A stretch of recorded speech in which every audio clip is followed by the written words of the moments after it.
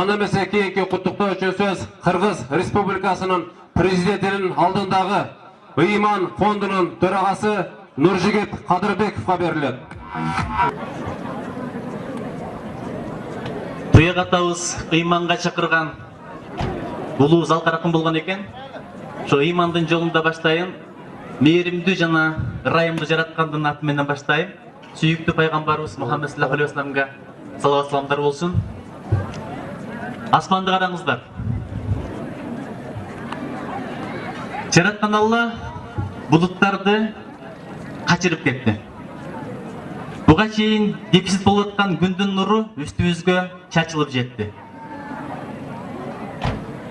Туяк атабыздын жүрөгү ушунчалык тунук болгон экен, анын далили мына ушул канча күндөн бери ачылбаган күн бүгүн ачылып кетти. Ассаламу алейкум. Ак элечектүү апалар, бир туугандар, эжелер, карындаштар, агалар, ошондой эле аталар, аксакалы, жайкалуу. Мынакей силердин жакшынакай маанайыңар байкалуу. Тынчылыкта күлүп жайнап, майрамдап үйүбүзгө кайталы, губернаторго, Эгемберди Эрматовго, акимге, депутатка, уюштургандарга рахматты айттык. Бирок биринчи кезекте күндү ачып берген, башыбызга бакыт берген Кудайга рахматты айталы.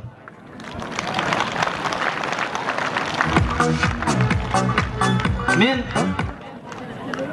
эки гана нерсени айткым келип атат. Туяк ырчынын азыркы заманда айткан олиялыгын айтып атат, бирок олиялык деген бул бир гана алдыны көрүү эмес. Олиялык деген бул жакшы кулк мүнөз, бул кичипейилдик.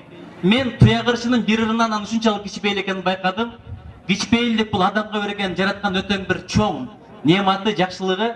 Анткени Кудай Таала деле Ыйык Куранда биздин топурактан жаралганыбызды эскерткен. Бул деген сөз текебер болбо деген сөз. Текебер болуп аспанды көздөй өскөн керек эч качан мөмө байлабайт. Бирок кичипейил, ийилип турган өрүк менен алма дайыма мөмө байлап турат. Кичипейил болуу бул өтө маанилүү. Анткени бир учур келет, байсыңбы, бийсиң бакырып кетебиз. Биз бүгүн канча чөптү тебелеп келдик. Ушул биз тебелеген чөп бир күн үстүбүздөн өсүп турган болот.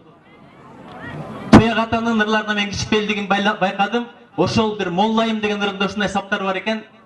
Эшигиңдин алдыңда тытың болуп калсамчы, очогуңа от жаксаң, түтүн болуп калсаңчы, өзүң менен биригип бүтүн болуп калсамчы, босогоңдон кетпеген итиң болуп калсамчы деп.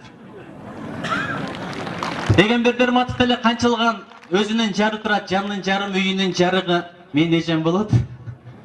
Бул сүйүп ыр жатса керек, бирок итиң болуп калсамчы деген кичипейилдик эч качан барбаса керек. Биринчиси мына ушул. Экинчиси, убагында мына Исхак атабыз, Абсамат атабыз, Абдыкадыр атабыз, Жусуп Турусбеков атабыз, Жусуп атабыз айтор ушундай залкан инсандар көп чыккан, бирок кийинки мезгилдерде тың ушундай таза инсандар эмнеге чыкпай атат деген бир суроо пайда болуп атат. Өткөндө бир инсан айтат, мунун бир эле себеби бар. Анткени кийинки мезгилде арамдылыкка жеп калдык деп. Кудай ошо арамдан сактасын. Башка балекке чакыра турган 4 нерсе бар экен. Биринчиси аманатка кыянат кылуу. Экинчиси жалган сүйлөш. Үчүнчүсү арам жеш, төртүнчүсү жаман кылык мүнөз. Ушул арам жөнүндө биздин атабыздын айтканын, Туяк атабыздын айтканын бир айтып берейин. Кыямат жакын калганда шарият билбейт жакынын, жеңил ой болот катынын. Омбуга кетет ойт берип, табам деп үйдүн татымын. Арам тамак ичип жеп, ажырайт эстен акылың деп. Кудай Таала колду самы менен жуусаң кетирет экен кирин. Бирок жүрөктүн кирин самы менен кетире албайсың. Жүрөктүн кирин кетириштин бир гана жолу бар. Арамдан сактаныш керек. Кудай элибизди арамдан сактасын. Эми бир нерсени айтайын. Эгемберди Эрматов жөнүндө.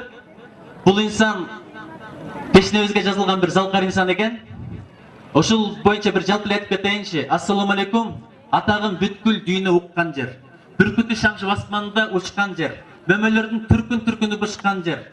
Кыргызды сыймыктандырган Абсамат атам, Абдыкадыр атам, Туяк атам, анан Эгемберди жезден чыккан жер.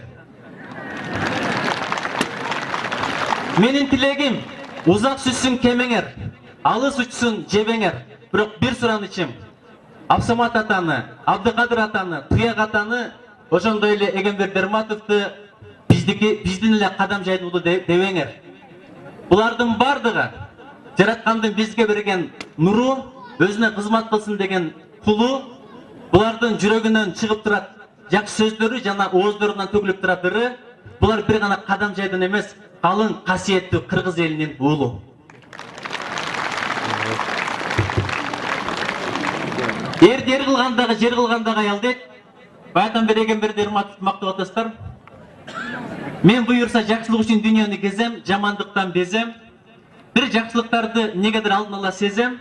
Эгемберди урматтап залкар инсан, бирок ошол залкар инсан залкар кылган менин эжем.